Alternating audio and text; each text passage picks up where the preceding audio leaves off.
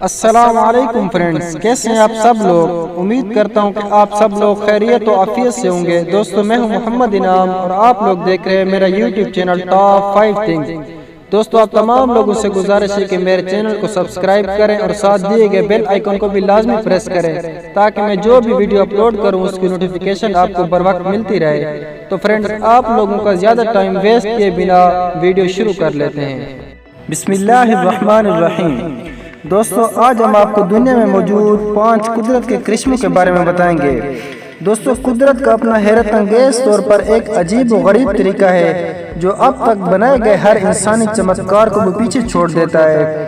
قدرت کے ان کرشموں پر ایک نظر ڈالیں جو آپ کو اپنی زندگی میں کم از کم ایک بار دیکھنے چاہیے۔ یہ کوئی کالا جادو نہیں ہے بلکہ قدرت کی تخلیقی صلاحیتوں اور سائنس کے بوجہ سب کچھ وہی لیتا ہے۔ نمبر 1، ڈینکسیا پہاڑ۔ دوستو لفظ ڈینکسیا ماؤنٹ ڈینکسیا سے آیا ہے۔ یہ وہ جگہ ہے جہاں آپ ڈینیشیا کے بہترین فارم کو دیکھنے کے لیے ملتے ہیں۔ آج تک میرے ارضیات اور جغرافیہ نے پورے ملک میں 700 سے زیادہ ڈینکسیا زمینی شکل کو تسلیم کیا ہے۔ کئی رنگ برنگے پتھر اور معدنیات کی ایک پرت 24 ملین سال سے زیادہ عرصے تک ایک ساتھ دبے رہنے سے پہاڑوں میں تبدیل ہو گئی ہے۔ نمبر 2، سوکوٹرا ڈریگن ٹری یمن۔ دوستو اس کی علامات یہ ہے کہ کٹ جانے پر سوکوٹرا کے درخت سے ڈریگن کا خون بہتا ہے۔ سوکوٹرا ڈریگن کا درخت ایک مشہور درخت ہے جس کا تجارتی استعمال کی ایک طویل تاریخ ہے۔ یہ صرف یمن کے جزیرے سوکوٹرا سے ہی جانا جاتا ہے۔ یہاں یہ گرینائٹ پہاڑوں اور چونا پتھر کے مرتکب پر واقع جنگل کی باقیات میں رہتا ہے۔ دوستو یہ قابل ذکر درخت صدیوں سے معاشی لحاظ سے اہم رہا ہے۔ مقامی لوگ اسے مویشیوں کے لیے کھانے کی حیثیت سے اہمیت دیتے ہیں۔ Number 3، Pandu spin grove یوٹا۔ دوستو یہ خشک سالی، انسانی ترقی، چرنے اور آگ دبانے سمیت عوامل کی امتزاج کی وجہ سے پانڈو کی طویل مدتی بقا غیر یقینی ہے۔ پانڈو لاطینی کے لیے میں پھیل گیا جس کو کانپتے ہوئے دیو کہا جاتا ہے۔